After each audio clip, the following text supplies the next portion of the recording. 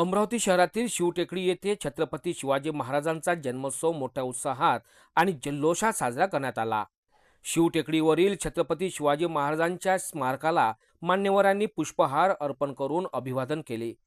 राष्ट्रवादी काँग्रेस पक्षाचे प्रदेश पदाधिकारी आमदार संजय खोडके, आमदार सुलभा खोडके यांनी पुष्प अर्पण करून छत्रपती शिवाजी महाराजांना अभिवादन केले।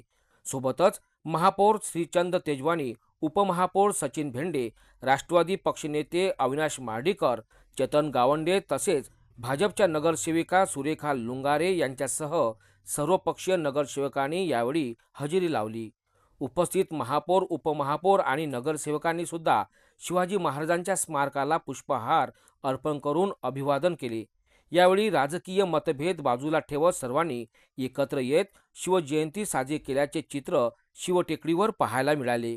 मनपा अधिकारी व कर्मचाऱ्यांनी देखील छत्रपती शिवाजी महाराजांना अभिवादन करत कार्यक्रमात सहभाग नोंदविला।